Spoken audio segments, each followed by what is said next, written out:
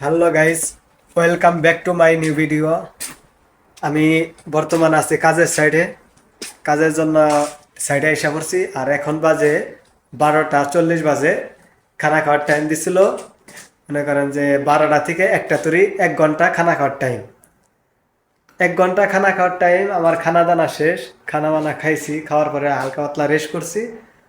হঠাৎ করে আমার বাহিরের দিকে চোখ গেছে, এত পরিমাণ সুন্দর দেখা যায় দুপুরবেলা এই কাতার শহর। মনে করেন বাহিরে রোদের কারণে অনেক সুন্দর দেখা যায়। তখন আমি বসে বসে দেখলাম, খুবই ভালো লাগলো।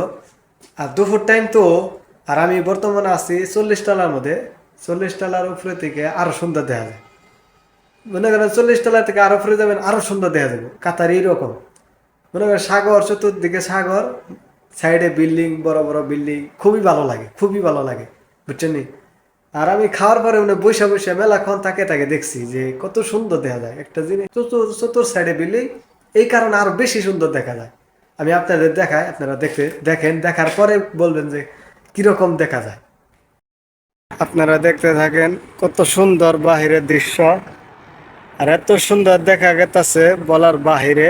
বড় বড় বিল্ডিং, আর নিচের দিকে দেখেন, আর ওই যে সাগর পার, কত সুন্দর দেখতে। অনেক সুন্দর লাগে বিদেশ।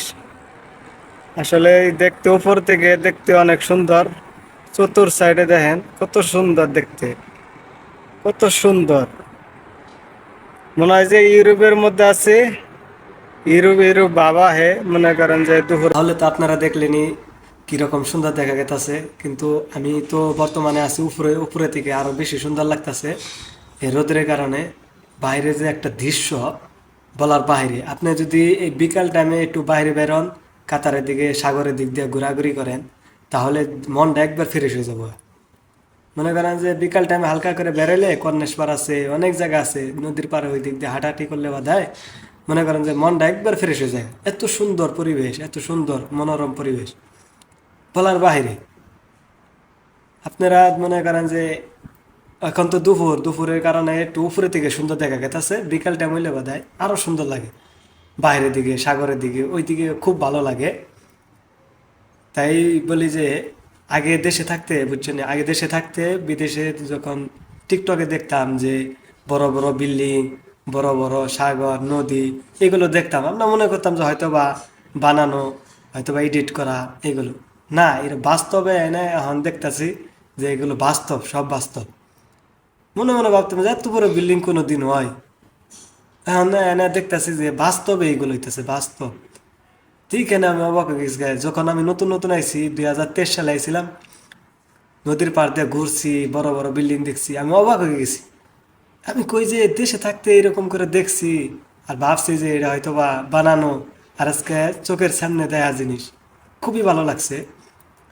আমি একটাই জিনিস বলতে চাই, মানুষের ঘোরাফেরার প্রয়োজন আছে। অনেক ঘোরাফেরা করবেন, প্রবাসে মাটিতে থাকলে ঘোরাফেরা করবেন।